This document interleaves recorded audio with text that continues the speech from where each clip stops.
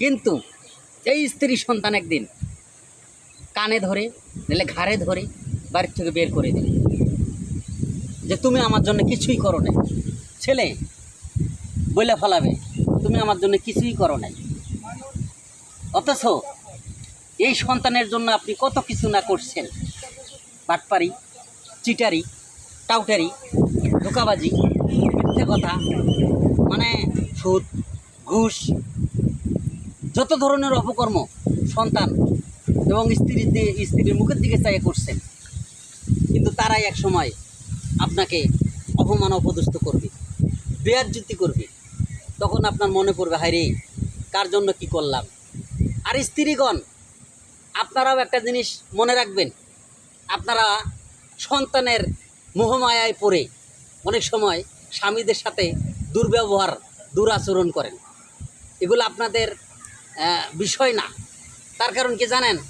সন্তানের মুখের দিকে চাইয়া কোন স্বামীর উপরে আপনি দুর্ব্যবহার করলেন, খারাপ আচরণ করলেন? একবার চিন্তা করছেন? স্বামীর পায়ের নেচে আপনার বেহেশত। আপনি স্বামীর মুখের দিকে না চাইয়া সন্তানের মুখের দিকে চাইয়া স্বামীকে কতই না নির্যাতন অত্যাচার করতেছেন। এটা আপনাদের ফলো করা উচিত। ভাই, পৃথিবীতে আসলে কেউ কারোই না। যত মহব্বতের সন্তানই হোক, যত মহব্বতের স্বামী হোক, যত মহব্বতের স্ত্রী হোক, চোখটা বন্ধ হয়ে গেলে কে বা কার? কেউ কারোই নয়। যার যার কবরে হিসাব দিতে হবে। এই জিনিসগুলো চিন্তা করে চলতে হবে।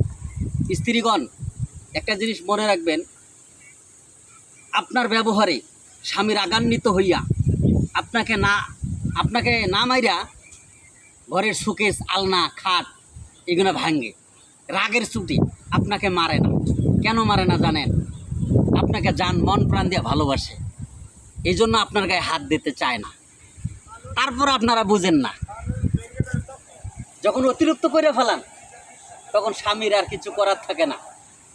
তখন মাঝে মাঝে হালকা পাতলা কিছু দিতে হয়, নাহলে আপনারা ঠিক থাকেন না।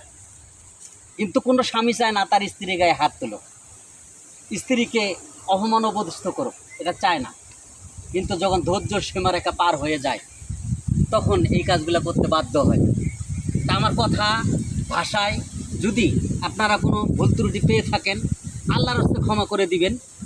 আর যুবক ভাইদেরকে উদ্দেশ্য করে বলবো,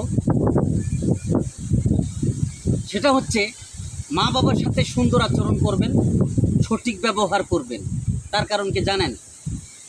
মা বাবা যখন বিরুদ্ধ হয় তখন সে ছোট বাচ্চার ন্যায় হয়ে যায়, মস্তিষ্ক ঠিক থাকে না, স্মৃতিশক্তি কমে যায়, খাওয়া দাওয়া কমে যায়, ব্রেন শক্তি কমে যায়, সব কিছু কমে ছোট বাচ্চার ন্যায় হয়ে যায়।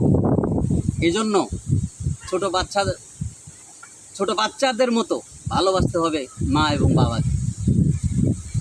একটা জিনিস মনে রাখবেন, আপনার সন্তানের গু যেমন আপনি পরিষ্কার করেন, প্রস্রাব যেরকম পরিষ্কার করেন, আপনার বাবা মাও কিন্তু ঠিক একই রকমই পরিষ্কার করছে। বরং আপনার বাবা মা আপনাকে চা খাওয়াইছে, আপনার সন্তানও আপনি তার এক কানিও খাওয়াইতে পারছেন না, তাই এত ভালোবাসেন। আমার কথায় ভাষায় ভুল ত্রুটি হইলে ক্ষমা সুন্দর দৃষ্টিতে দেখবেন। আর এই ভিডিওটা কিন্তু আমি ছাড়মু, বুঝছেন? আজকে 4 দিন ধরে নেট নাই, নেট আসার পরে এই ভিডিওটা ছাড়মু। সকলেই দেখবেন, সকলের কাছে শেয়ার করে দিবেন, বুঝছেন? আপনারা তো শেয়ার করেন না। ভাই আমি আগে দেখব।